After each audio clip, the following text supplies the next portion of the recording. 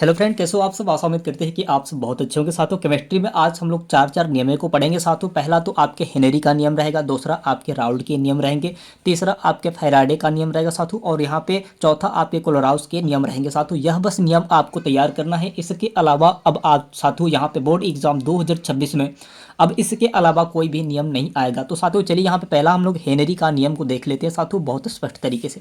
साथों Henry का नियम में आपको क्या बताया गया साथों, हेनरी का नियम साथों क्या होता है यहाँ पे हम लोग देखेंगे। साथ ही यहाँ पे आपको बताया है, बहुत एकदम शांतिपूर्वक एकदम सरल पूर्वक हम लोग तैयार करेंगे ताकि एकदम अच्छे तरीके से माइंड में सेट हो जाए। साथों यहाँ पे बताया गया है कि नियत ताप पर स्थिर तापमान पर, है ना, नियत ताप पर स्थिर तापमान पर किसी द्रव में घुली हुई गैस की मात्रा उस गैस के आंशिक दाब के सीधे समानुपाती होती है। क्या होता है साथों, समानुपाती होता है। तो ये आपके बहुत बढ़िया तरीके हैं हेनरी का नियम को तैयार करने का।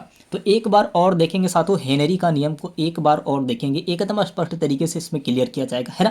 तो ये आपके पेपर में आते हैं साथों। अगर इतना नियम आप तैयार कर लेते हैं, दोबारा आपको कोई भी वीडियो देखने की जरूरत नहीं पड़ेगा साथों। एक बार और देखेंगे, यहाँ पे बताया गया कि नियत ताप पर स्थिर तापमान पर किसी द्रव में घुली हुई गैस की मात्रा उस गैस के आंशिक दाब के सीधे समानुपाती होती है। ये आपके हो जाएंगे हेनरी का नियम।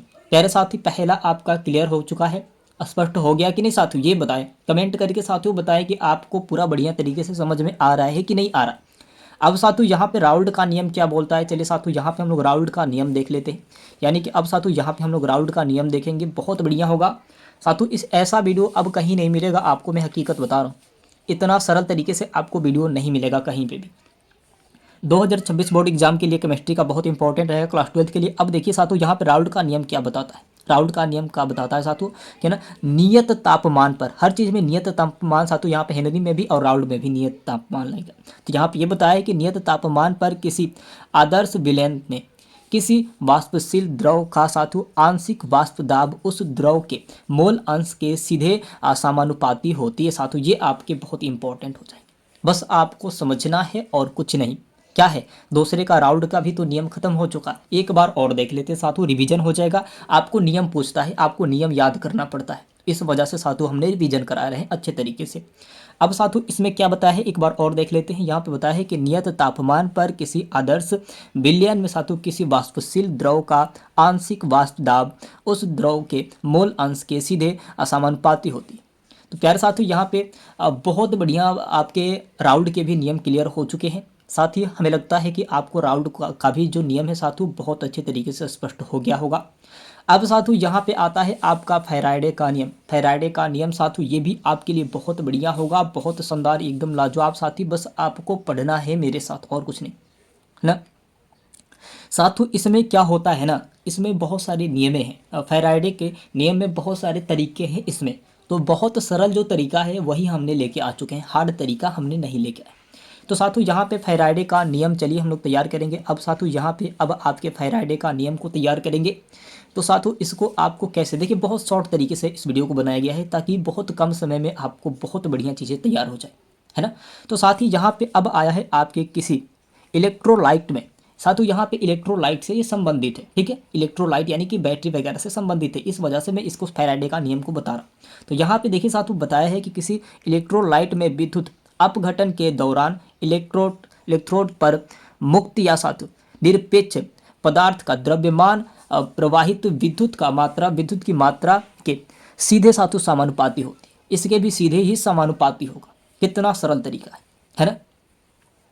तो साथियों एक बार और देखेंगे इसको, तो आप कहेंगे किसी इलेक्ट्रोलाइट में विद्युत अपघटन के दौरान इलेक्ट्रोड में साथियों मुक्ति यानी कि मुक्ति जो खत्म हो जाता है, या निरपेक्ष, है ना, निरपेक्षता पदार्थ का द्रव्यमान प्रवाहित विद्युत की मात्रा के साथियों सीधे समानुपाती होती है। ये आपके लिए बहुत बढ़िया है, बहुत सरल तरीका है ना। ये आपके क्लियर हो चुके हैं। हमें लगता है साथी कि ये आपके फैराडे का नियम भी क्लियर हो गया होगा, है ना। फैराडे का नियम देखिए साथियों ये आपके कितने कितने नंबर में आते हैं साथियों, ये भी आपके पूछेगा तो 5 नंबर में पूछेगा, है ना।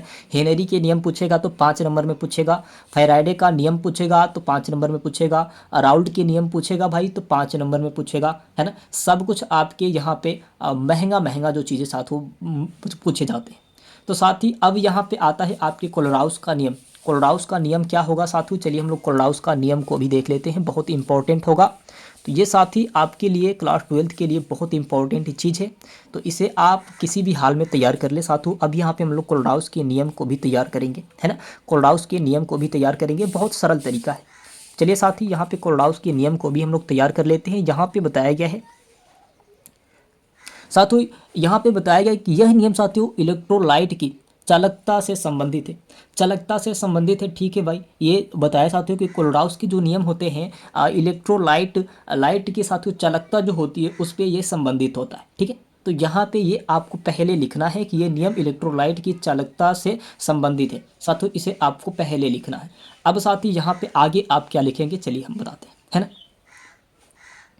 साथियों यहाँ पे दिया है कि अनंत विरलन, है ना, अनंत विरलन पर किसी इलेक्ट्रोलाइट की, है ना, समतुल्य यानी कि समतुल्य चालकता, समतुल्य चालकता आपको यहाँ पे लिखना। समतुल्य चालकता मतलब क्या होता है साथियों, जो चालकता जो प्रवाहितें होती है उसको कहा जाता है। तो साथियों ये आपके लिए बहुत मुख्य हेडिंग होंगे, यानी कि इसको साथियों ऐसे हेडिंग में अगर हम लोग डाल दें तो बेहतर होगा। इसको हेडिंग में डाल दे तो साथियों यहाँ पे आपका मुख्य चालकता, उसके धनायन धनायन और साथियों और ऋणायन, यानी कि प्लस जो होगा साथियों और यहाँ पे जो माइनस होगा, है ना।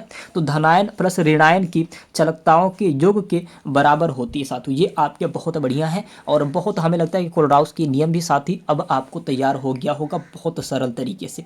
लेकिन एक बार और देखेंगे साथी कि जिस वजह से आपको इसमें कोई भी संकोच ना हो और बहुत अच्छे तरीके से तैयार भी हो जाए। तो साथियों एक बार यहाँ पे शुरू से देख लेंगे कोलराउस के नियम को। यहाँ पे पहले आपको हेडिंग में डालना है कि यह नियम साथियों इलेक्ट्रोलाइट की चालकता से संबंधित है। यहाँ पे पहले आपको हेडिंग में डालना होगा अगर आपको कोलराउस के नियम पूछेगा तो। उसके बाद से आप लिखेंगे क्या ना, अनंत विरलन पर किसी इलेक्ट्रोलाइट समतुल्य चालकता उसके धनायन प्लस ऋणायन की चालकताओं के योग के बराबर होती है। बहुत बढ़िया होगा साथी, बहुत बढ़िया होगा। तो साथी यहाँ पे आपके बहुत इंपॉर्टेंट ये हो जाएंगे। तो साथी हमें लगता है कि आप सब बहुत अच्छे तरीके से तैयार कर लिए होंगे। साथियों अभी तक आप हमारे चैनल पर नए हैं तो प्लीज़ चैनल को सब्सक्राइब करके बेल आइकन को दबा दें ताकि मैं नोटिफिकेशन सबसे पहले आपके पास जल्दी ले आए। साथियों यहाँ पे हेनरी का नियम, राउल्ट के नियम, फैराडे का नियम, कोलराउस के नियम भी मिल चुके हैं साथियों। अगर आपको बोर्ड एग्जाम 2026 का पहले ही पेपर, एग्जाम से पहले ही पेपर चाहिए, यानी कि आउट पेपर चाहिए आपको, तो मेरे साथ ही चैनल से जुड़ जाइएगा। आपको हर रोज़ का पेपर दिया जाएगा, लेकिन ज़्यादा देर तक उसको पेपर को नहीं रखा जाएगा साथी, बस आपको कुछ घंटों के लिए रखा जाएगा, उसके बाद से डिलीट कर दिया जाएगा। तो प्यारे साथी यहाँ पे अगर आपको पेपर चाहिए तो समय सारणी से पहुँच जाएंगे उस चैनल पे।